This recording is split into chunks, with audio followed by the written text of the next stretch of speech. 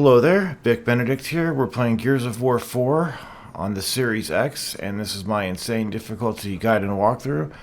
We're currently on Act 4-2. It is entitled No Detours. We have an exorbitant run to the first fight, and this first fight is potentially going to give you a run for your money, if you'll excuse me the colloquial expression. There's going to be a lot of pods, and possibly all of the pods house juvies, excuse me. And there's also one pod that has a screamer in it, so I'll try to remember to point that one out. But what I would recommend is that you preemptively, first of all, spawn the fight and then fall back as much as you can.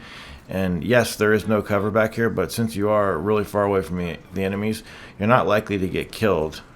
So what the reason is for preemptively shooting these pods is to just get the juvies out of the way. So when the inevitable screamer comes out, and it is pretty much inevitable because either you're going to accidentally shoot the pod, or a grenadier is going to throw a grenade at it, your teammates are going to accidentally shoot it, something's going to happen, most likely, that's going to cause the screamer. You just want to prepare for the possibility of the screamer coming out, and have that be a failsafe for yourself, so that with all the pods cleared, when the screamer comes out, he doesn't have anybody to really summon.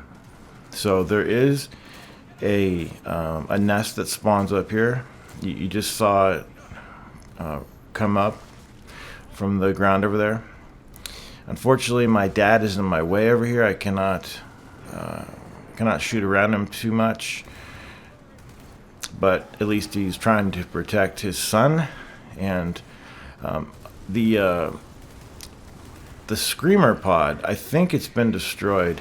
Oh, you're gonna have to review that footage, because the pods that were on the side of that cliff that just exploded, they exploded because of that screamer. But notice that the screamer had no pods and no juvies to spawn, so we were safe. And even if there's one or two pods around, just fall back and take care of the juvies. The screamer itself, you can hit, but it doesn't. Killing it doesn't do anything because you can't prevent it from screaming. So it's just going to scream.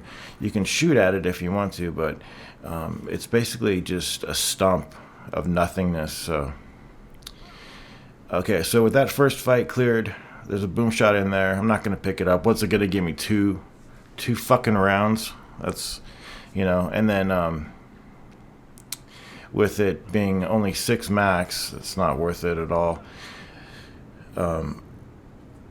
I really like this first part of this, because you can, if you do this skillfully, and don't take this the wrong way, you can kill everybody and not have to even shoot at anybody.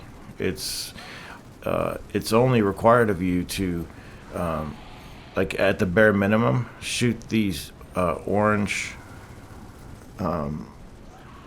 pieces of housing there, and that's going to cause all the debris to let loose. And if you get lucky, because let's face it, it is kind of depending on luck, and I got quite lucky there, where I didn't have to shoot at any particular enemy.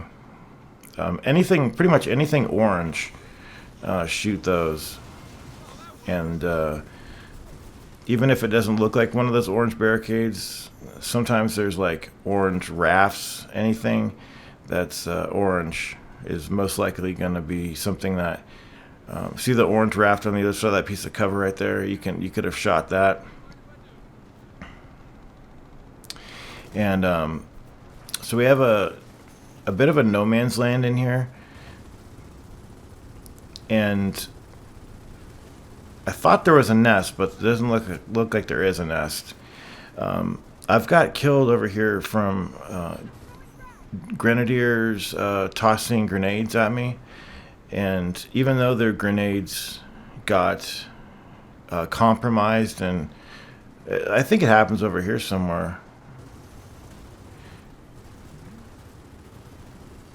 Oh, here it goes. Watch this. See, his grenade did get compromised by the wind, but it was either just dumb luck or the game doesn't favor you when it comes to your projectiles getting compromised, whereas the enemy's grenades don't get compromised too much. But as you saw there, his grenade did go pretty wild, and it went all over the place. And I was just fortunate enough to get out of the way of that at the proper time. But I've got killed many a time to him.